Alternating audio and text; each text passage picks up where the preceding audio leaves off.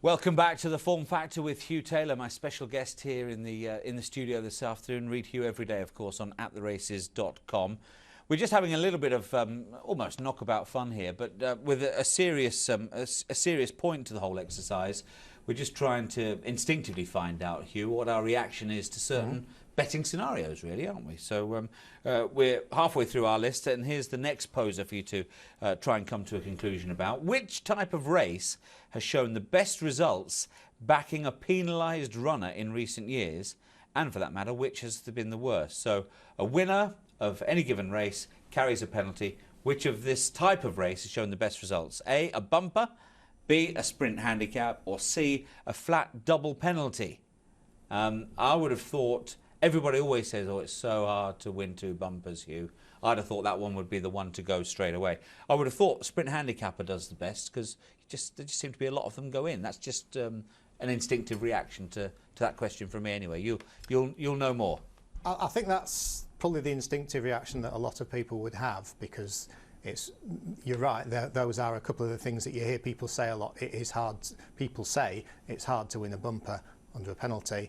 People will say follow a sprinter in form, and therefore the natural assumption from that is that sprint handicappers should be worth following if running under a penalty.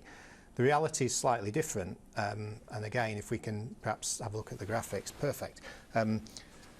The bumpers, this is I think this is the last, I can't remember if it's the last 5 years or how far back I went, but basically you would have made a profit back in every horse that was carrying a penalty in a bumper on its next start. Not a huge one, and it's small enough to suggest that it might not be a robust system to follow blindly, but £1.03 return in the pound overall. Sprint handicap, you would have lost. You'd have only got 92 pence in the pound back on your stakes, backing all sprint handicap winners under a penalty. And perhaps the most surprising, horses under a double penalty. Now this has only been brought in the last few years, so we're talking about a relatively small sample, but they've done remarkably well. Huge return on investment, almost 25% of your stakes. Yeah. We're talking about a sample of probably something in the 70s, but they are all quite short price, so it is perhaps a bit more robust than the small sample size suggests. And I think the reason for that, perhaps when you think about it logically, if a trainer's prepared to run a horse under a double penalty, he probably thinks it's so well in that he's prepared to do that rather than wait for the revised handicap mark. Because most trainers, once they've had a horse win under a penalty, they'll probably think, well, let's wait for the next mark now and then see where we go from there. So that's the answer to it. The best of the three that's performed would be the horses carrying a double penalty. Okay. The worst would be sprint handicappers. Right, now trying to assess a handicap of the next one we're dealing with here. Here's the scenario for you. You're trying to choose between your 3 top-rated horses in a 12-runner handicap, and we're assuming all are 8-to-1 shots. Based solely on your last 8 ratings for each horse, which should you go for? And here are the ratings for each horse. We'll see ratings for horse A, B and C here. Horse A seems, Hugh, to be very consistent. Horse B seems to be anything but, very inconsistent. And horse C seems to have operated at a higher level, but has just sort of evened out at a slightly lower level. I would say horse A is probably the bet. Yeah, again, I think most people would probably see it that way, John.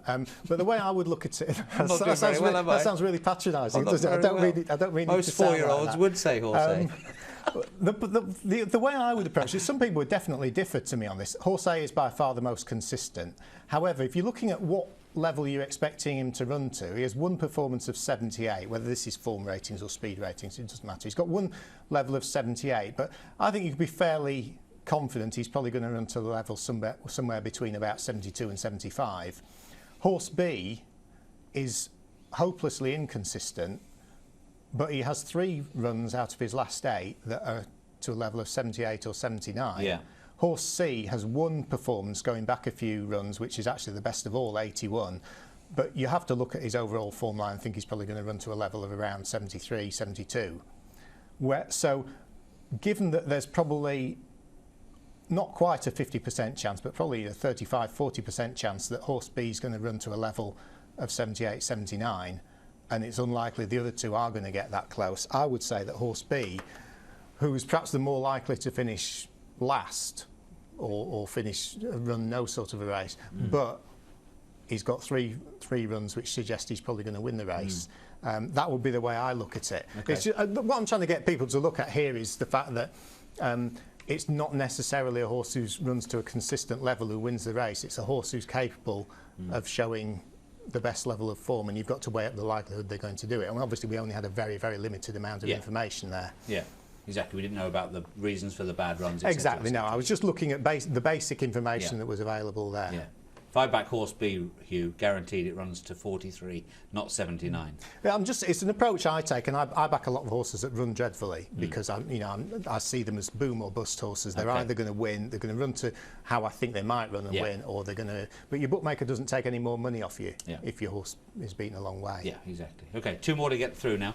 Your bookmaker, your kind high street bookmaker, or online bookmaker for that matter, offers you to lay you every horse returned at an SP of 4 to 5 at evens, every 7 to 1 SP shot at 8 to 1, and every 33 to 1 SP shot at 50 to 1, as long as you back them all for the next 5 years.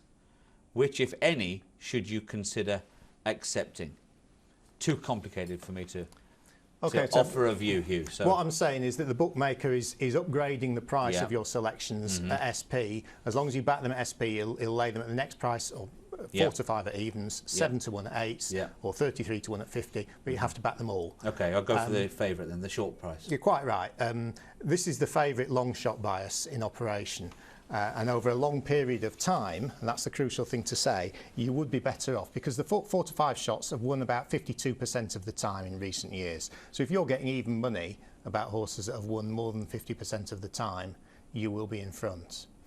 7 to 1 shots have won about 1 in every 9.4 of their runs.